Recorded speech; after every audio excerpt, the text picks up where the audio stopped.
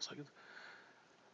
Okay, Patricia, Cori, we are live. Glad to have you back on the show.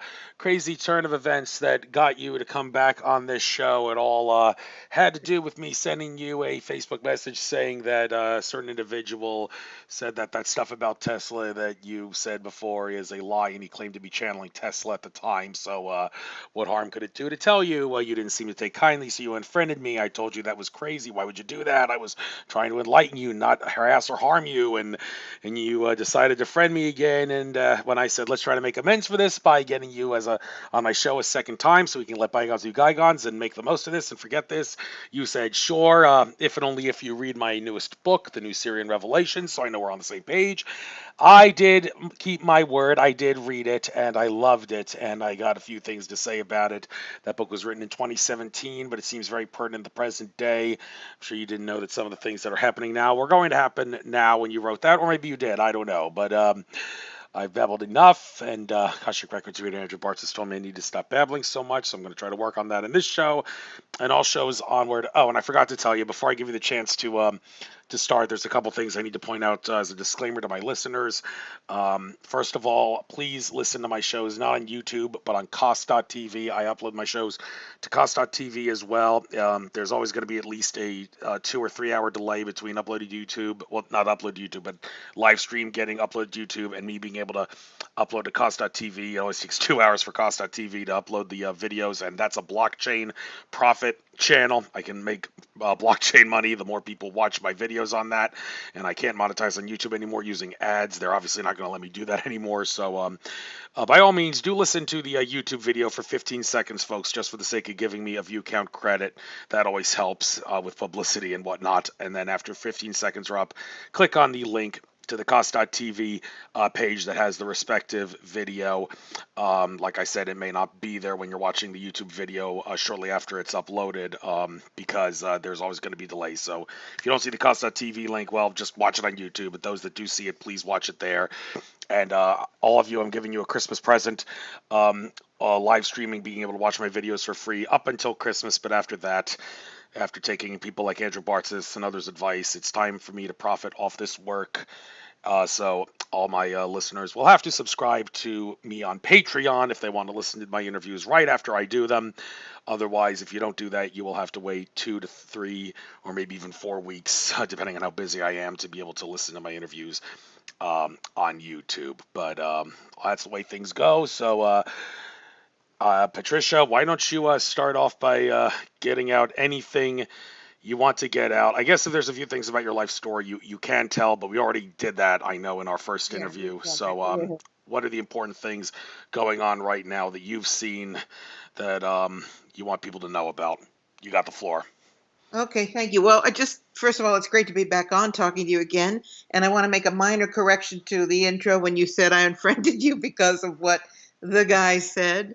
Actually, that was because you insisted that I was channeling the Anunnaki, and I was trying to make you understand that that was not at all the case. I know, So, I knew that. I don't know why that was a total typo. I knew all along you're channeling the Syrians. I'm very well aware of that. yeah, Because you and that, the critique of, I mean, they understand that we have been involved with this entanglement with this freaking Anunnaki for so long, and that it is the greatest difficulty that we have on this planet. So that's why I took such a strong position with your position. Anyway, great that we are reconnected and that that disconnect is resolved. And that's why I wanted you to read the book, because I wanted you to understand that there was nothing at all in my work that had to do with channeling Anunnaki. Far from it.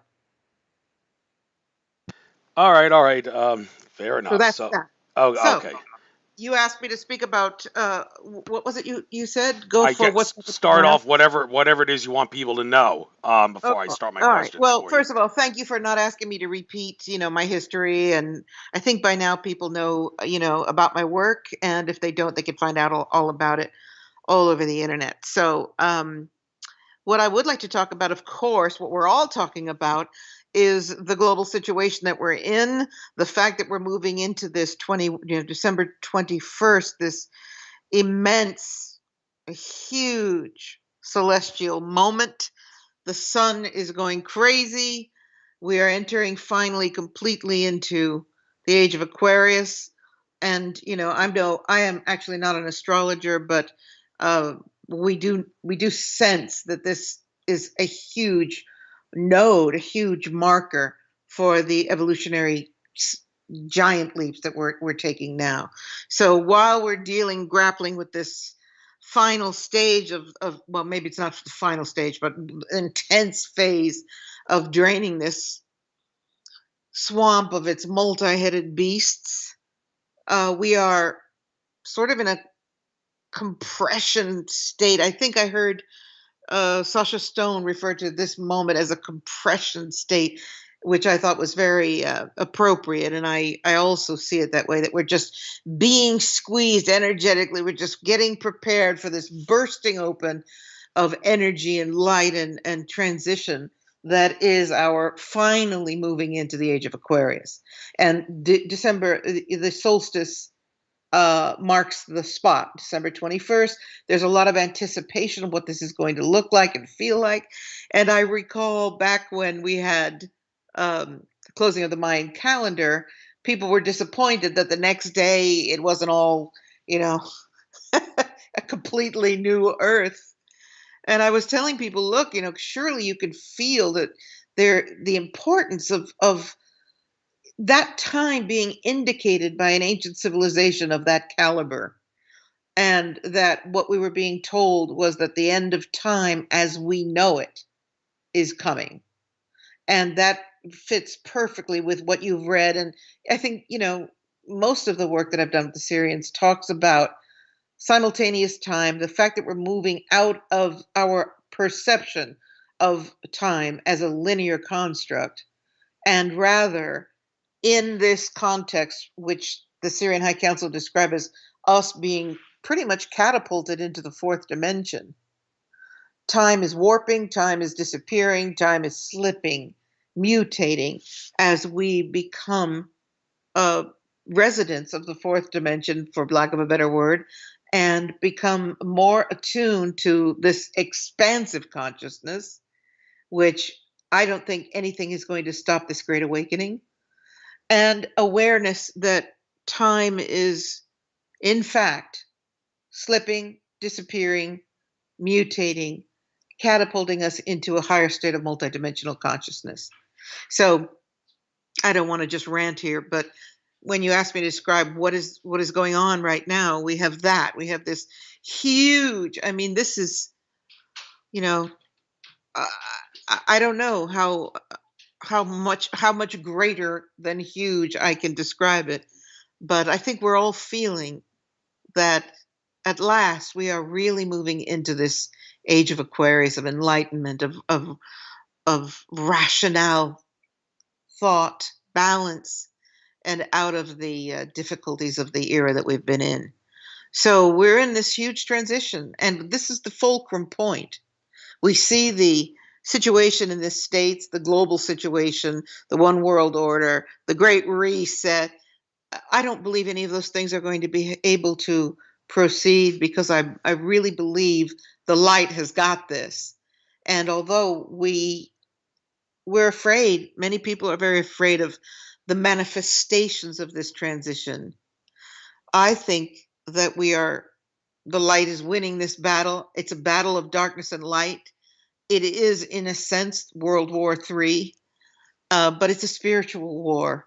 And I'm delighting in seeing this old hierarchy, this old established claw that holds the beautiful planet in its grip, starting to weaken and fail and finally slip away. So I personally am extremely excited, knowing we have to go through rocky times, no question. Knowing that this transition is going to it can get very ugly, but that's okay, as long as we stay in that truth and clarity and perception of what this is, and that is the transitioning of the entire, not only human race, but also on other planets, a moving into a higher state of being. The council described it as moving into the fourth dimension, and I think we're there. So that's a synopsis for the moment. Thank you. And before I get into some of the things that were talked about in the book, I think it wouldn't hurt for me to ask you about those some of those things I commented on, disregarding what I mistakenly said about who you were channeling. There's a few things that I think might as well address with you since I have you on here. First of all, the extent to which the Anunnaki from the planet Nibiru interact with our reality. Several sources have actually said that the Anunnaki, those Anunnaki anyway, are completely locked out of our reality and are not affecting us in any way. And to complicate the issue even further, Mark Kimmel, in a conference I was at in Arizona in 2016, said that he was told by his entity friends that the Anunnaki's home planet. He didn't mention the name, but I can't imagine he's talking about Nibiru because he was referencing the Sitchin Anunnaki that Sitchin glorified. That said that the planet Nibiru self-destructed, and if that's the case, then well, kind of flies in the face of the idea that that there's a lasso that you've explained connecting Nibiru to our the planet Earth and our solar system. Well, maybe there was, but apparently there wouldn't be anymore if there was no Nibiru anymore. Well, yeah, but hold on. I mean, that's great that he has that understanding. And there are different people who have different impressions and different information.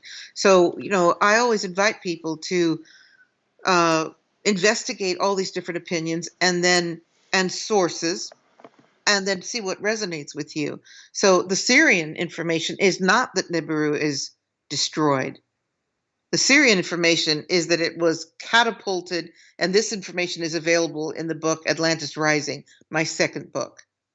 That when the Sirius C star Anu, when it ascended into the fourth dimension, Nibiru, which was one of the planets that was in orbit around that star, got catapulted out of the process and started careening in a trajectory between Sirius A, which is the star that is still in the night sky, it hasn't ascended, and our star.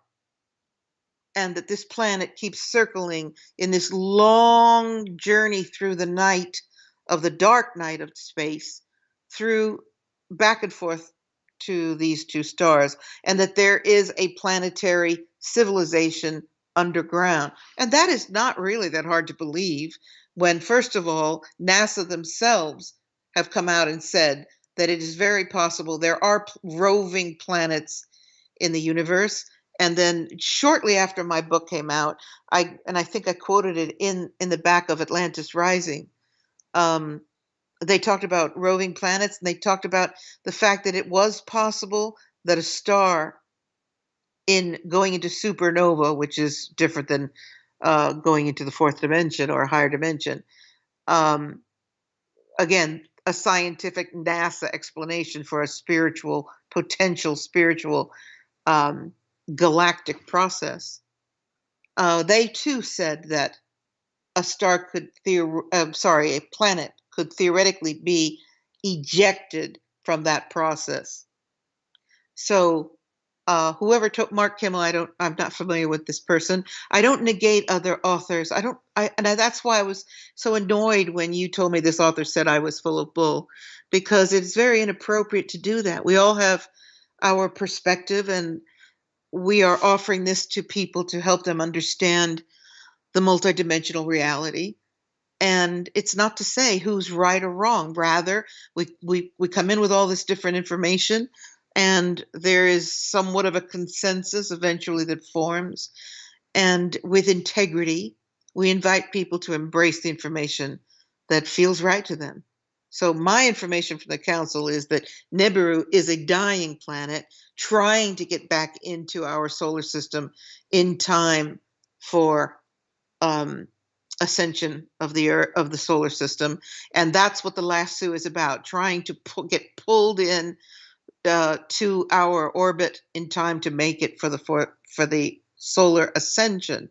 And that's very unique information, because of all the ascension information and all of the channeled information, I've never heard any other channeled information talk about the sun ascending.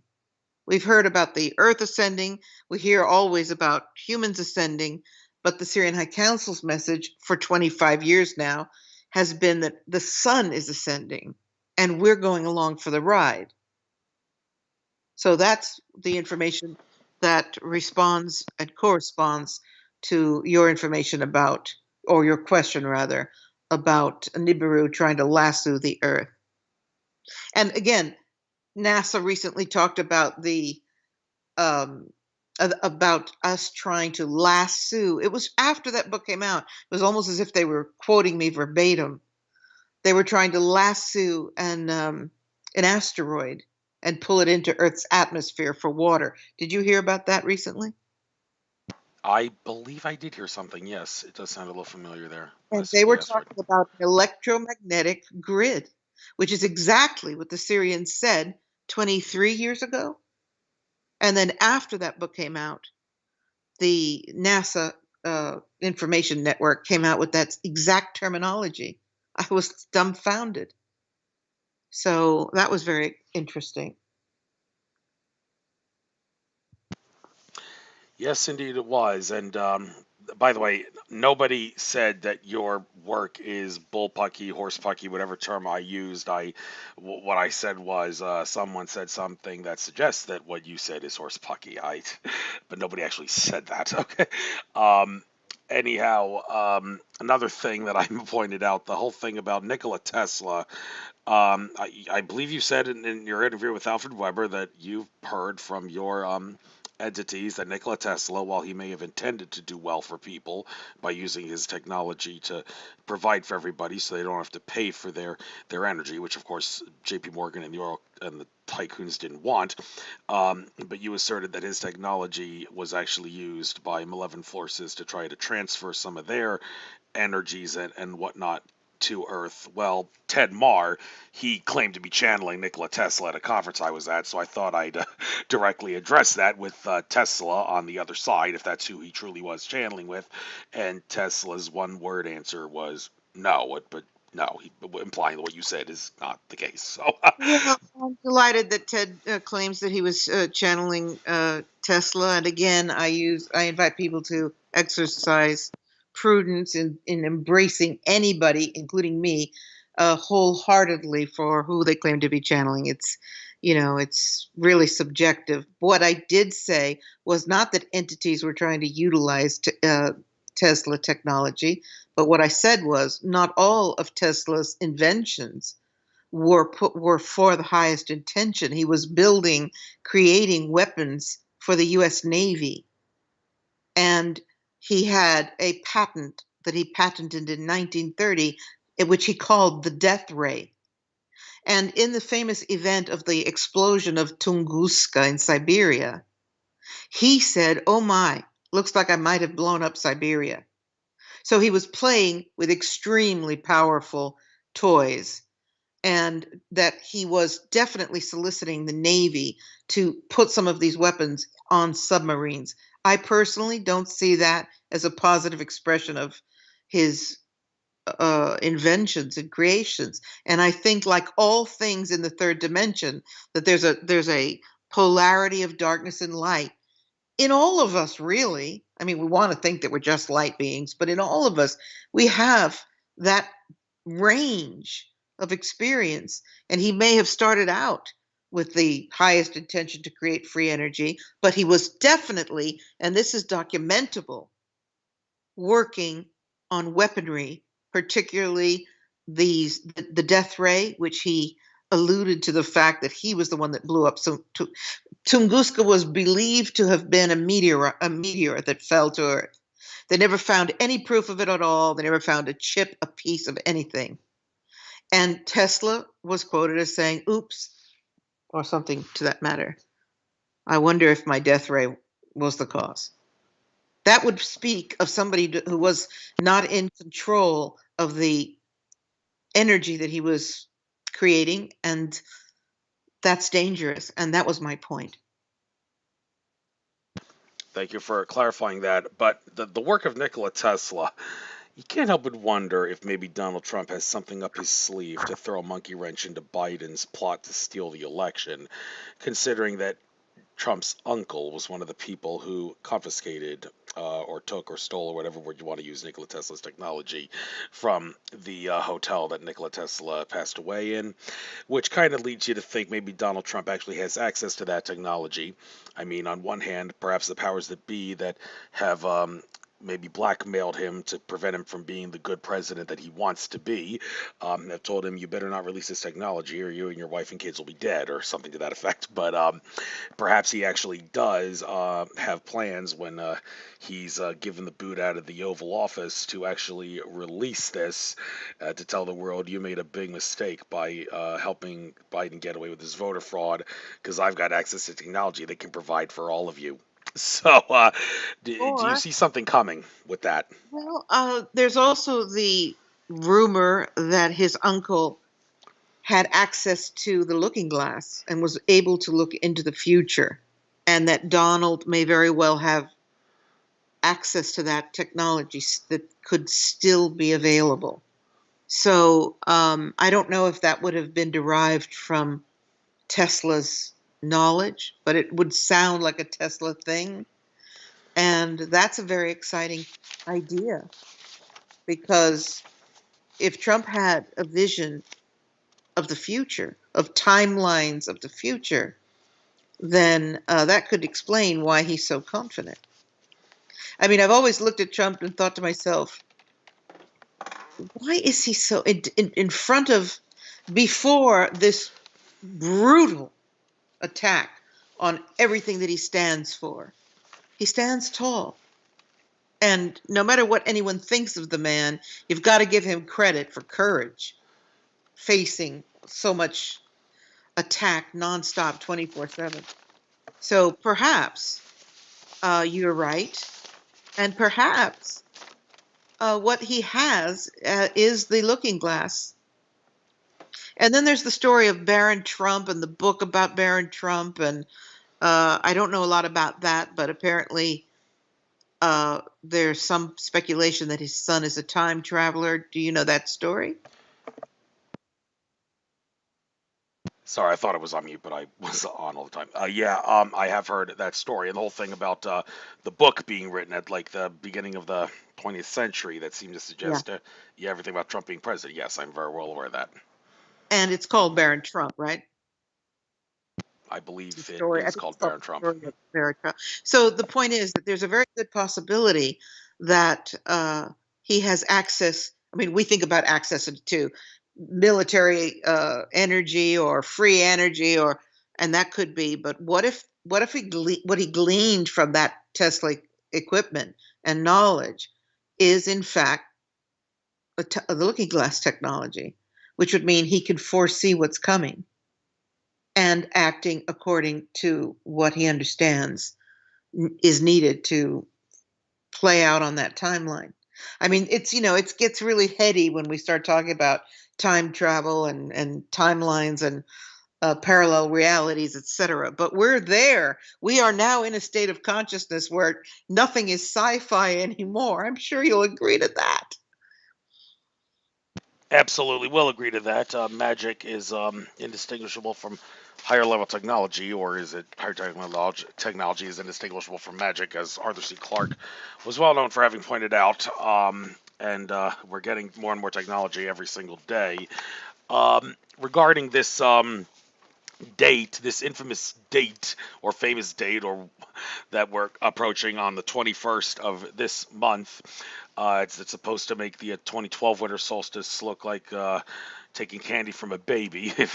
Now that's a poor analogy. I'm sorry, but you get the idea. It's in conjunction with all the other things involving Jupiter and Saturn being in going to Aquarius, which is where the idea that this is the age of Aquarius is either a starting point or a very hot part of it. And I could go into my little 2020 calendar that Kerry Samuels made to read it, but the significance of it all. But I'm not going to do that right now because don't want to take away from your time. But yes, there is a whole slew of things that they've said is going to be happening, even if we don't consciously notice it. We will feel it at a subconscious level, and it's definitely supposed to um, help for the good of humanity. But the problem is, people are kind of there's a lot of people who would look at what's going on in the world right now and wonder how exactly is this supposed to signal something good when all we're seeing is voter fraud, voter fraud, voter fraud, and guy getting away with voter fraud, um, and well, how exactly is this supposed to work out if it seems like the guy who committed fraud is getting away with everything? I mean, one side of the argument is, well, it has to play out this way in order to wake up people at a faster rate, but does it really have to be done this way? So, Well, how could how could this turn out in a way that's beneficial for everyone? these are very important questions, and I think that you'd have to be an idiot to not have them running around in your mind. And I speak generically of all the people that are listening, because if you're minimally present, you're aware that it's show and tell time here. And it feels like it's dragging out. We keep hearing about the swamp, and we keep losing all these court cases, and it just feels like Biden is going to come into the presidency. I hate to even say those words because I don't personally believe it. But it looks like it. The media is telling us that that's what it's happening, that Trump's on his last stand.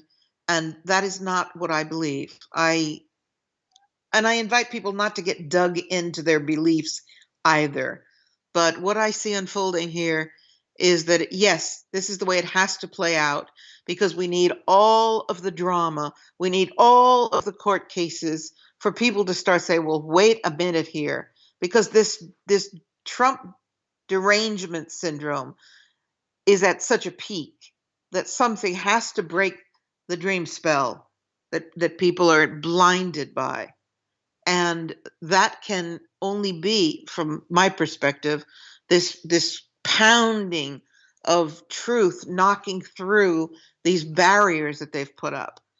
And that is every time we see a courtroom, every time we see them bringing in the evidence. We've got 2,000 affidavits from people. Um, One by one, we're seeing people disappear. Who was it now? A Barr is gone, or he's going on the 23rd, and the Secretary of State. And at this late moment when Trump should be in the transition process, he's anything but that. He doesn't believe for a minute that Biden is going to come in. And in fact, today, the Pentagon called off any future meetings with Biden present. Why? Because they're bringing in the element of foreign intervention in the election. So the first round of fraud was, the uh, the Dominion system, the extra ballots being dumped off, etc. Now we've graduated to foreign intervention, the Chinese involvement, etc.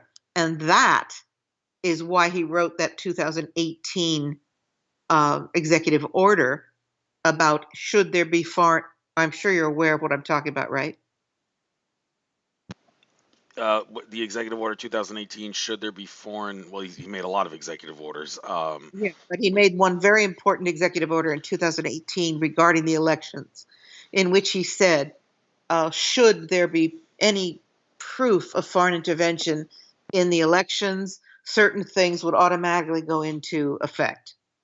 And that would effectively extend his presidency, because there would be a 45-day period to do one thing, and then from there, another 45 days to do another thing. And so I personally think that one of the reasons why we're in this state of, like you said, how can we believe this when we see all of this dysfunction? And the answer is that we're at the apex point now. We've got deadlines. January 6th is a big one. January 20 is the big one. And meanwhile, I'm talking about deep state players, are falling out one by one, quick and fast. We've just now seen that John Stevens, what's his name? Sorry, the Supreme Court justice who is now supposedly being reported to be a frequenter of the famous island and supposedly logged into the Lolita Express flight log. Supreme Court justice. I mean, it's just everywhere. It's crumbling and it's painful, but I truly see this as the white hat, if you want to call them that, the side of this mess that's trying to save the country and the planet, um, breaking down the swamp, draining the swamp, and when you drain it, all of these creatures gasping, trying to stay under the cover of the murky waters, if you will, but they can't. So it's a very dynamic time. And yeah, it doesn't look like we're winning if we, I refer to people that are patriots and that are looking to another 4-year term of Trump. But I do think we're going to have that, and that we're going to have very possible even civil war, and that they've got that under control too, because they're moving troops all over the country. Did you want me to get this political? Well, I'm actually glad you are. I think it's better. I'd like to switch gears and talk about some of the stuff I read in your book. Um, but yeah, the idea that we're going to be in a civil war slash another American Revolution is kind of played out in the astrology with that that lunar eclipse that's supposed to happen. No, it's a solar eclipse, excuse me, on April 8th, 2024, which I've heard will signify the end of the Roman Empire, the modern era that is America. What could happen until then? Well, we can only speculate, but there does seem to be a Civil War slash American Revolution connection to that, considering the American Revolution. But it won't Um, last long. My guidance is that it won't last long okay. because the military will be utilized to squash it. Okay. Uh, Moving on, chapter 15 of your book, On a Crash Course with Artificial Intelligence. This is something that I think needs to be addressed because so many people have different views on whether or not the artificial intelligence can be used for good or bad. I mean, the Terminator movies, 2029 was the year the Terminator was sent back in time to kill Sarah Connor. Of course, that was a malevolent timeline in 2029 when the machines took over. David Icke has given the year 2030 as a year when humans and machines will basically merge with each other. I have to think, even though he talks about negative stuff all the time and still does at a rate that's I think a little too much. He has hinted that he seems to think Earth is on a positive timeline anyway, in spite of this stuff. And he will probably think that we're gonna work in harmony with machines at that time. One of the Star Wars movies had a quote. Never underestimate the power of a droid. Droids are cool and all, but they always say we should get one with nature.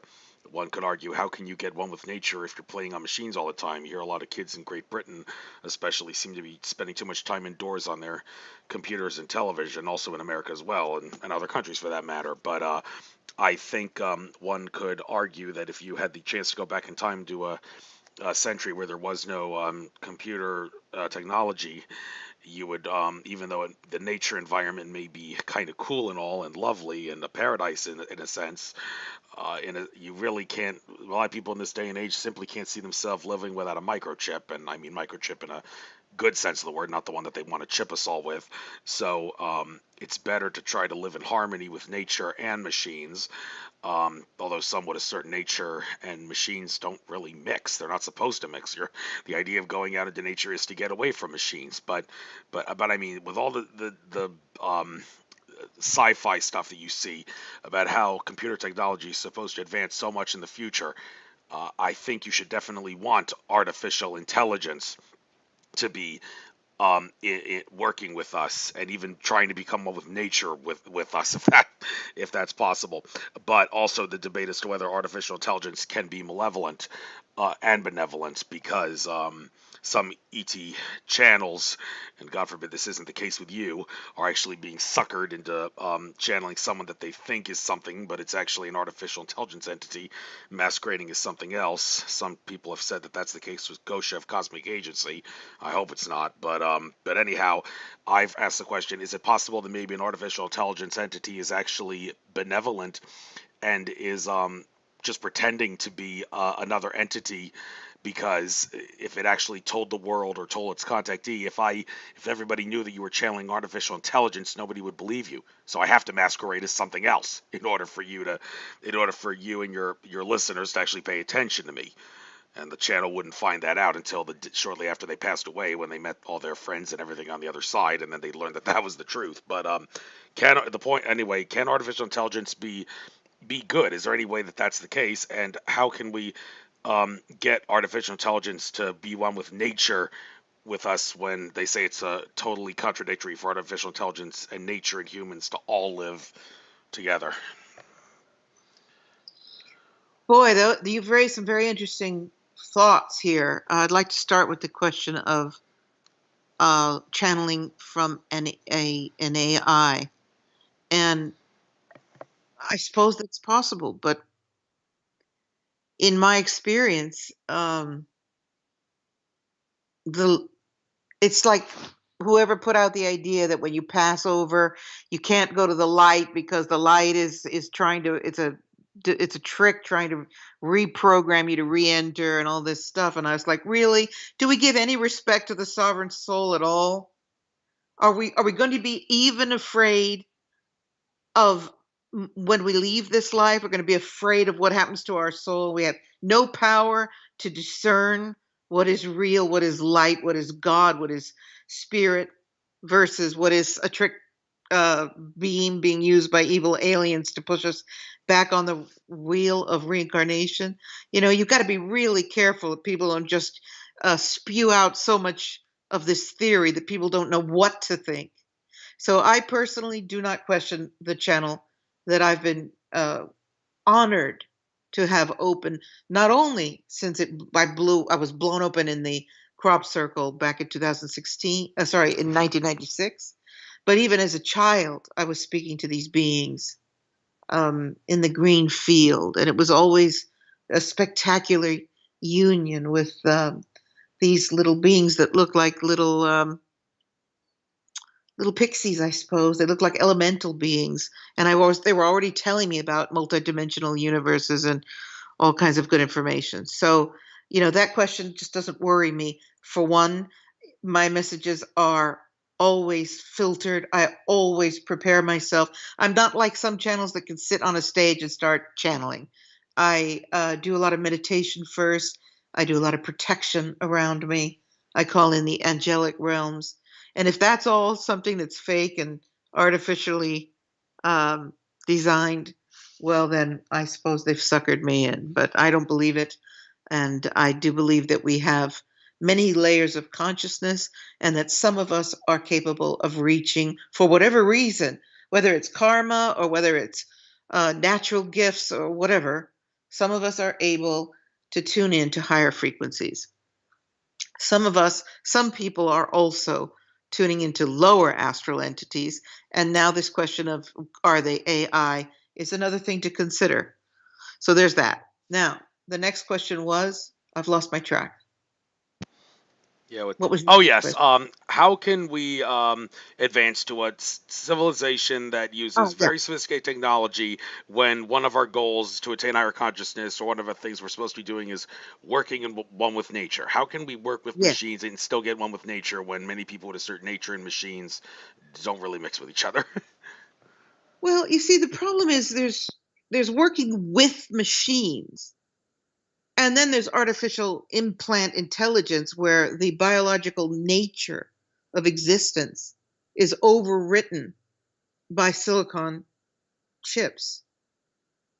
So to work with machines, I mean, okay, great. So you've got a robotic that can mow the lawn on its own. Um, I suppose that's doable. But when you start talking about implanting living beings, GMO robotized mosquitoes, all of these alterations to nature, robotized bees, because we're killing the bees so much, so they're coming up with these robotized bees to artificially pollinate the plants. Will that be successful? I don't know. Remains to be seen. But the breakdown of the natural harmonics of the planet and all biological beings means completely changing the essence of this beautiful extraordinary being, which is this Mother Earth. And so, is there good in that? Is there good in altering the food, the genetics of the food? All of this is um, leading toward complete takeover at the genetic level, at the cellular level, at the biological level of computerized robotic uh, chips or whatever technology is used. Elon Musk is talking about drilling through the brain and inserting a computer chip right, not a chip, a computer, a microcomputer right into the brain. And he did an exposition of this with animation showing that it's really not going to be harmful at all, not painful at all. And the wonderful benefits of this is that are that people, for example, who have spinal injuries will be activated, be able to move, blah, blah, blah. Meanwhile, he shows this robotized surgical drill come down into this brain, drill a hole, implant a computer, and leave. And he actually narrates it and says, this kind of intervention won't take very long at all. It will be painless, and the individual will be up and walking the same day. This use of artificial intelligence, I believe, is the destruction of life on this planet, the essence of the planet, and the altering of everything that is beautiful about being human into being a Borg or a robot. So I don't think that that's a wonderful thing for humanity. Working, as you said, with machines. We've been doing that for quite a long time. They're just becoming more sophisticated, where the human still retains its humanity, but interacts with robotic whatever is very different than being taken over with artificial silicon based, computerized based intelligence that basically takes over the biology. Like a few people we see in high places who are already there. I won't name names so you don't get kicked off of YouTube. Well, thank you. I, for the most part, have generally ignored that. What you can't say on YouTube. I've already gotten demonetized, so as far as I'm concerned, it really can't get much worse. But I don't know if they see me as too much of a threat to kick me off, and considering my audience size, it hasn't even reached the 7,000 subscriber limit yet. A lot of that has to do with the fact that I do 2-hour shows all the time, and humans have lousy attention spans. So, but anyhow, enough of that. Chapter 17 on your book, and so goes the reptilian reign of terror. Alex Collier did say in a Goldfish Report interview that he did in the not too distant past that the Draco reptilian overlords, they are gone, flat out gone. So that would imply that if the white hats and the good forces on Earth that are trying to fight for the freedom and liberation of humanity, whenever they try to put a stop to the deep state, the deep state minions no longer have the luxury of having the Draco reptilian overlords at the top coming in and saving them from being overthrown. So, however, that does not mean that we are totally free from Illuminati manipulation. And it seems like there's still stuff going on here in the surface of the world and also underneath the world. For some things, like there's maybe 50 reptilian aliens left in the underground and undersea bases. How much longer before that number has to get down to zero, to the point where we can accelerate consciousness and liberation a lot faster before than we can now? But the it's said that the reptilians they made an alliance with the Anunnaki way back in ancient times. But that's another story. I don't think we need to get into that. The Yeah, point but I would is, like to comment about your quote from Alex Collier, who I esteem very much. And I would love to think we've only got 50 of the little buggers left. okay, But I think we've got a little bit more than that to deal with still. And that is being dealt with as the the entrance into these tunnels and bombs going off in the tunnels is well underway and nearing not completion, but certain achievements have been accomplished there. So I think we've got a little bit worse than a 50. If only 50 Dragos would be just fine with me. But yeah, it doesn't really matter. Let's not split hairs. What I'm just saying is I don't believe they're completely gone yet, but I believe they're on their way out. Absolutely. Right, and chapter 18, last chapter here before the epilogue, the end of the old ways days. Well, um, what things have to happen on our checklist before we can say that this planet isn't a prison planet anymore? One thing that has driven a lot of people, including me, crazy is the fact that what may be the ultimate ball and chain around humanity, which is the fact that the bankers loan us money that doesn't exist and charge interest on it, which makes debt and inflation unavoidable. There has been talk for years about a Nasara Jasara RV global currency reset, whatever you want to call it, and all this stuff about, well, the global currency reset might happen next Tuesday. It's starting to get fucking annoying. Excuse my Is French, but it really is. And I mean, people have even said that back when this virus thing started in March, relax, folks. This is just all this lockdown and all. It's just keeping you in your pens, your animal human pens, while the evil bankers who are ruling the world are being taken out. Well, if they're being taken out, why are we still slaves to a financial system that makes debt and inflation unavoidable? Why the hell is it taking so long to get this gold standard thing, which should, according to some, eventually transfer, maybe after 1 or 2 decades, into a civilization where there is no money at all?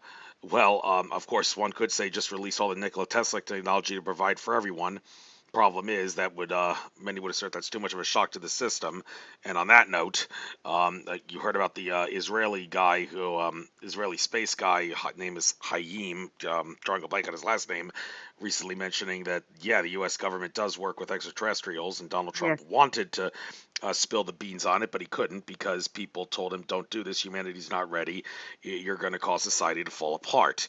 Well, this humanity is not ready is another thing that's driving me crazy because I mean, okay, well, we're ready to stop being slaves to the system, and the longer you postpone this by saying humans can't handle the truth, the more annoying and desperate people like I who know the truth and want the truth to be revealed are going to get.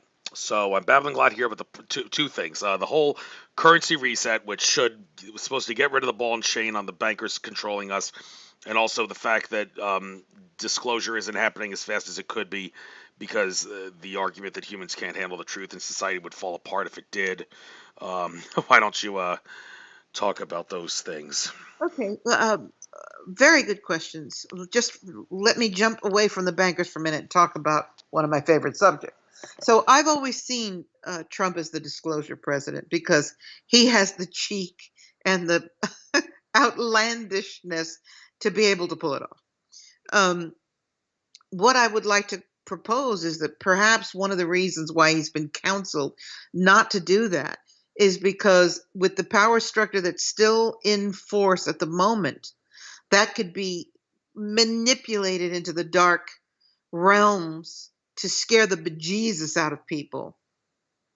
So, what about the idea that first they're trying to drain out all this icky poo, which is a colloquialism, if you'll bear with me, of this immense cesspool of the deep state, and then be able to bring it in, knowing that also it is something that he has to do in his second term, because everything was about trying to keep him in a position to be able to have a second term. That's just a hypothesis, but I do believe that disclosure is very close and that none of these leaks are accidents, and that they're all about testing the waters.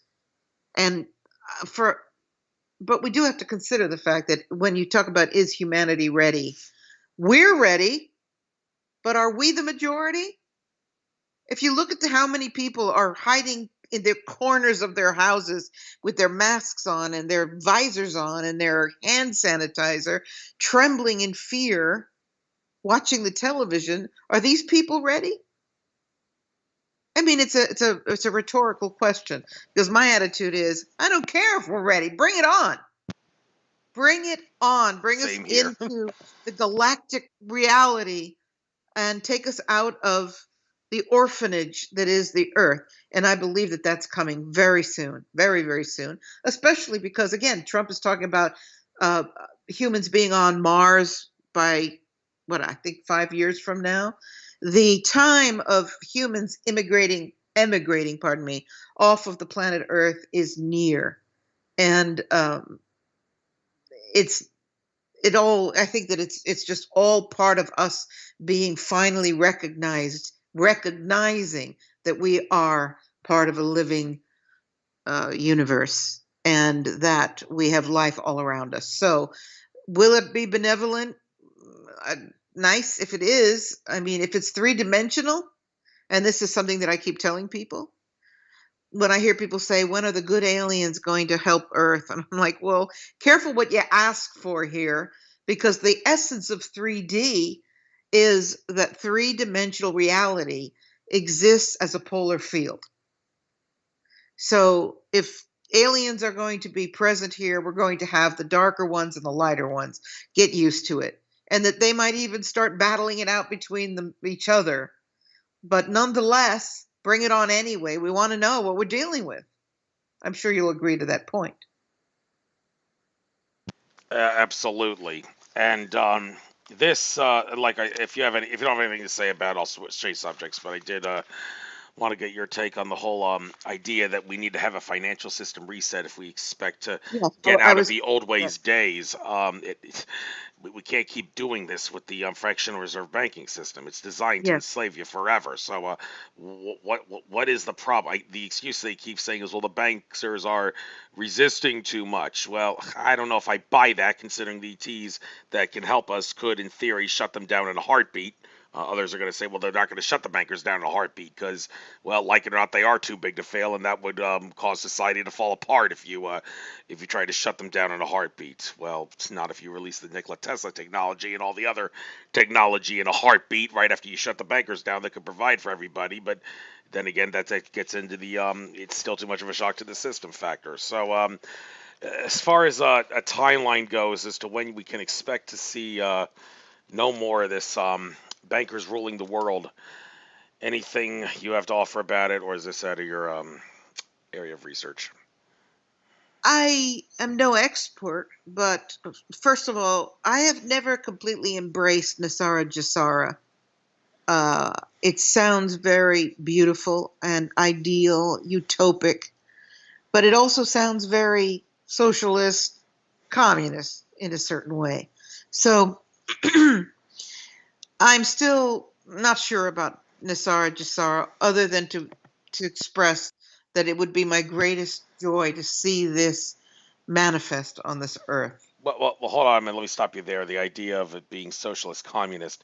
Many a time on the show have I said that the only reason capitalism always works better than socialism is because we live on a planet where money exists.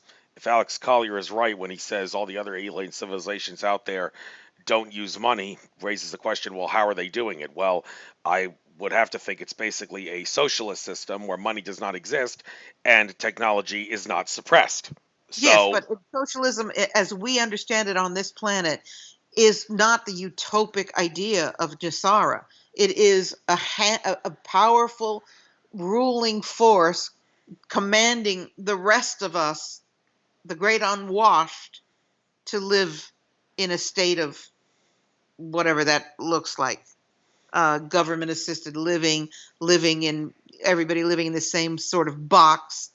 And, it is not the same idea, because there are these controllers going to give up their wealth too for the greater good? No. You will have a band, and that's why I say socialist communism. You'll still have a band of controllers who are bringing in the New World Order, the Great Reset, bringing the great masses into socialized medicine, socialized housing, forced vaccination, government stipends that'll be just enough to eke out a miserable existence. That is not what Nasara and Jasara wants. to propose, right? Far from it. So Yes. my point, I guess, is before you can install the Sara Jasara uh, quantum financial reality, there has to be so much reform in society to be able to embrace that and we have to get rid of these elements, these political banking elements and corporate. Ugh, I just want to avoid name calling, but you get my drift. So, in answer to your question, how do I see it? It's a good question. I think that Trump has already gotten control of the Treasury. And from what I understand, the Federal Reserve has been disbanded. So there are changes on that level. But I am not savvy enough to be able to tell you what that means to the overall banking system. I'm not that versed in that. All I know is it all has to come down. And that's a tall order. So when we get discouraged about it's not happening fast enough, just think about what that means. From the bankers to the corporate plunder to the entire global political scene to these countries like China that are ready to take over the world. There's a lot to deal with here. We have to be patient. And I do see the future. I mean, in an ideal world where this slavery to money has been replaced with a more humane, more elevated understanding of how we interact with each other, how we coexist together, and how we return to the earth and respect nature. Because I do believe that we are headed for a time when we will have community living much closer to the earth. And actually, one great thing about this 9-month debacle with this so-called virus is that we're learning that we need less. I'm sure you'll agree with that. You're learning that you don't need to buy all this shit. You don't need new clothes. You're not going anywhere. And consumerism is being viewed differently. And that's very exciting. And perhaps in the cosmic scheme of things, that's training for what's to come. Well, you kind of made me look stupid there when you said this virus thing has made us learn we needed less. Because ever since this virus thing started, I've actually made a habit out of buying tons and tons of crystals and gemstones, as well as tons and tons of silver, particularly sterling silver, jewelry and pendants to spice up my home life. I was living in a six numerological personal year, which is a home oriented number. Six is for me this year, and that kind of hinted you need to do a lot of things to spice up your home life. So I took advantage. Can't really go out to the stores. Let's buy off Amazon like crazy. I don't like Jeff Bezos, but hey, it's still a convenient and cheap way of getting what you need. And my property and house now is decked out in crystals and gemstones and silver, like it never was before. But Well, that's great. If you're going to be, my attitude is if we're dealing with all the elements we're dealing with right now, and it gives you joy to have these crystals. I mean, how can you ever have too many crystals, to be honest? But if it gives you joy and serenity in the fact that you're pretty much locked in your house, well, then wonderful. You found a way to make it work. But I mean, generally speaking, you know, people used to just go shopping every day for sport, or the weekends at the malls for sport, buying useless crap. And it's really diminished. Yes, people are still buying useless crap from Amazon. But my point is, me personally, for example, I lived in Italy. You didn't walk out of the house unless you were decked. And now I live on an island in the middle of the Atlantic. And between being in this laid back environment and this time with COVID, my consumerism is just completely changed. I get what's essential. There's nothing else I need. And I think that we're moving toward that. time. When we talk about, breaking down the bankers and breaking down the system, there's also the question of how we are evolving to understand community and how replacing money and that pursuit of it will reflect as our citizenry and our exchange with each other. Not only our exchange with nature, but our exchange with each other, how that will change. I imagine there'll be a lot of bartering, exchanging services, etc. And in many places like Switzerland, some of these programs are already underway. But it's going to take a huge evolution in human thinking to getting to that point. I mean, a lot of people don't want, even folks that are not wealthy, don't want the banking system to go away, don't want the idea of communal sharing and that approach until they see it unfold. And I think that's going to happen in our lifetime. Yeah, I expect it to happen in our lifetime too. But if something that someone predicts doesn't happen, you shouldn't really consider it as egg in their face. It's just that we're not on that timeline. And when it comes to the entities that you channel, there's definitely more than one timeline at play. So people like you, when you give predictions, can always have egg in your face when you're wrong, but that's not your fault. That's because the entities are channeling Well, some don't high give other predict- timeline. I don't like to give predictions. My work is about, and the Syrian High Council's work is about empowering people to have a perspective of their role in the multidimensional universe, and that people are constantly giving predictions and then they don't come true, uh, sort of disqualify themselves after a while. So my work is about helping people see a bigger picture. And by the way, in the years that I've been working with the council, so much of the information has come to fruition. Things that they have described as being our process are underway. As you said at the opening of this conversation, things that I wrote 3 years ago are happening now. But it's not about giving predictions of when things are going to happen and the next day they don't happen, so people get into a kerfuffle, but rather movements, energies, galactic shifts. And yeah, as far as the question of contact and revelation of galactic life, I believe that we're going to have that in our lifetime. You can feel it. I mean, you don't have to be a channel to recognize it. When a dude in Israel is saying they know that the United States has had contact, when we get all these leaked pictures of craft flying around in space or being diverted when a laser or some sort of weapon is aimed at them, then they take a 90-degree turn. I mean, we've got the proof. It's just a matter of letting it sink in slower, slower, faster, faster, until finally they measure how ready the human race is to receive it, in their opinion, of course.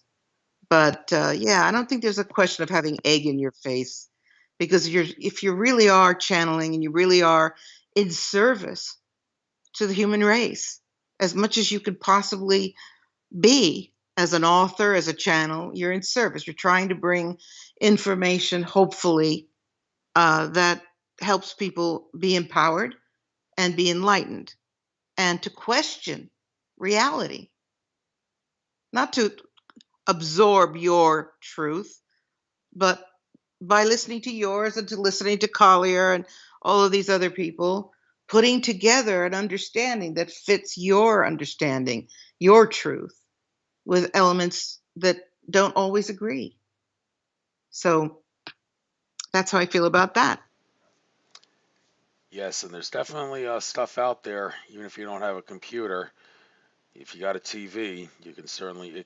I mean, TVs they say it's only good for brainwashing, but Ancient Aliens, it's currently got a new season going, and that reminds me, I gotta set my DVR to tape the show tonight because I prefer to just skip through the commercials. But that show has the potential to certainly wake up a lot of people. Of course, the downside, a lot of people make a joke out of it and try to ridicule the show, and don't even get me started on the infighting. You got the whole John Ventry factor. John Ventry, the guy from P.A. Mufon, who he was a frequent speaker on the Hangar One um, History Channel program, which got the boot off the History Channel, and Ancient Aliens did not get the boot for whatever the reason, probably because the show, well, it's so speculative and so crazy that they could get away with talking about crazy stuff and not have to worry about getting kicked off. I hope that stays the case. But John Ventry, he took it way too far, and he, like, for among other things, showed a cartoon that showed Giorgio Tsoukalos tied to a chair with a gray alien holding a club about to slug him and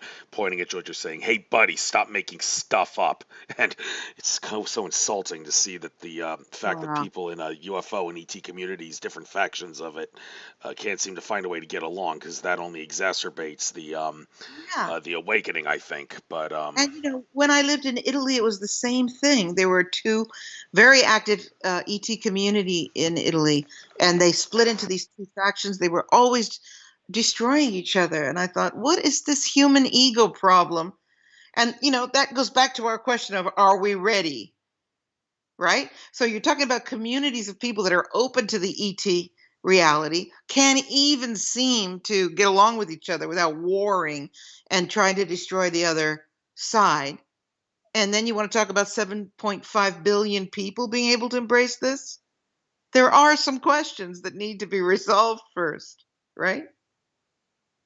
But I've always yes. been, actually been always kept myself away pretty much from the ET, the conferences. First of all, I'm not in America, and secondly, the battlegrounds of these different factors, because for me, the question that ET exists.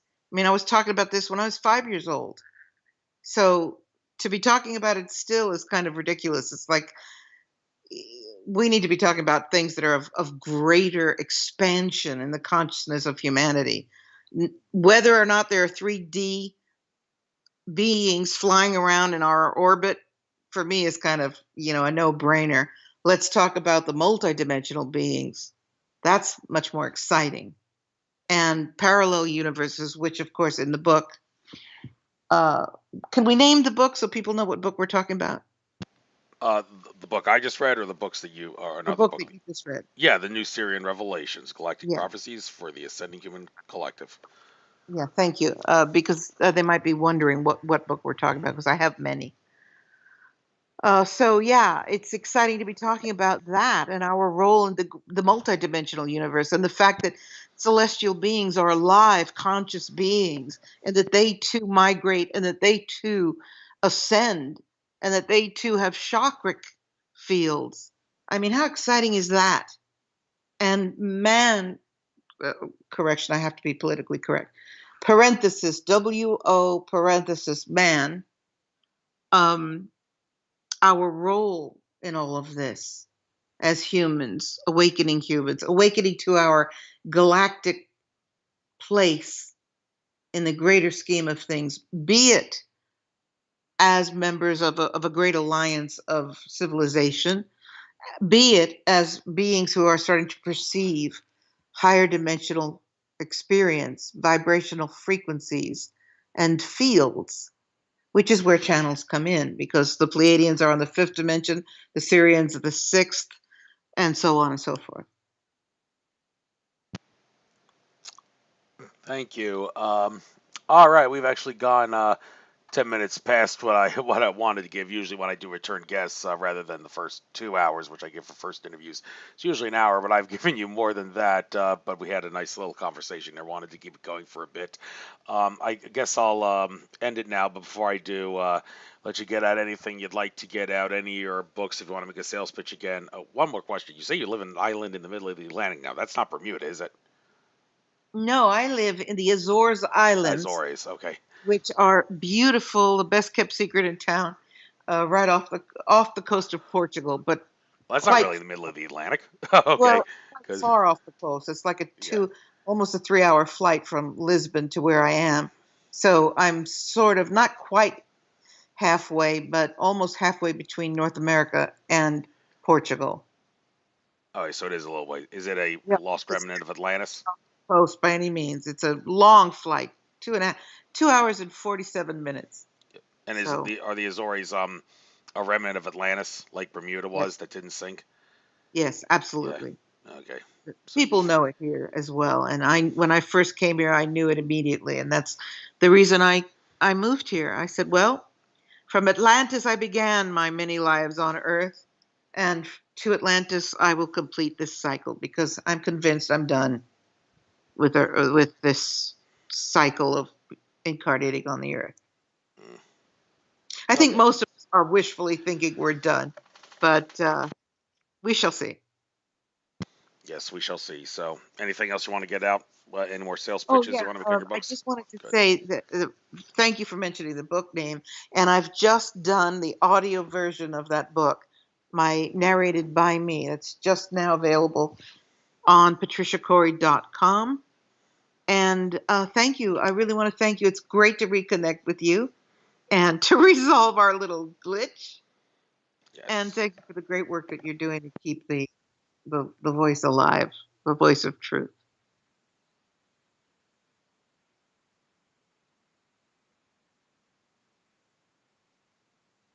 Are you there? Oh, I was on mute. Silly me. Okay, yes. Thank you. Glad we resolved it too. I knew you don't channel the Anunnaki. Maybe some entity was channeling me or hijacking my chakra system when I typed that. I don't know. Who knows? I don't know. But that's not really. It's in the past now. So Yes, it is. let's worry about the future and making sure the future is the best it can be. And of course, those who don't learn from the past are doomed to repeat it. So let's make sure that our future doesn't result in a make the past You know, something what a that's right. beautiful thing that we Yeah. were able to have that exchange, face it, deal with each other, and heal that and move on. And get me to read a book too. This is like And the get you to first, read the yeah, book too. I mean, because all this in heaven too, right? yeah, this is actually like the first book I've read a lot of books, but this is like the first one I've read from start to finish, and I think it's been like 2 years. For some reason, the stars and the numerology and the horoscopes didn't really seem to want me to be interested in reading, but that's changed now. And next book I'm going to try to finish reading is David Icke's The Answer, but that's going to be a little bit more of a chore. He writes thick books, and He as does. someone on a quest for truth, he's got to buy a book called The Answer, even though I'm sure a lot of it's preaching to the choir because I've read some of his books before. There's certainly new material in there, and well, thank you for getting me into reading again. Oh, Appreciate it, thank and you for thank you for loving the coming on. book. I'm very honored that broke the ice for you. Awesome. All right, so I'll end this live stream now. Take care. It'll be uploaded to this live stream. I don't know why it takes so long to get uploaded to YouTube, but it may take like maybe 12 hours or something, and then after it's uploaded to YouTube, I will then put it on cost.tv for which is where I want listeners to listen to. So because I can monetize on blockchain that way. So take care, Patricia. Good luck. Hopefully, I'll see you on some other interview that you do or some program. I did also subscribe to your YouTube channel before this interview. I didn't even know you had one, but I guess keep uploading there, even if it's just short little videos. It's definitely something I'll try to watch a little more often. Yeah, I do more than just the little short ones. I do also interviews. There's a lot of Yeah, I material saw on that.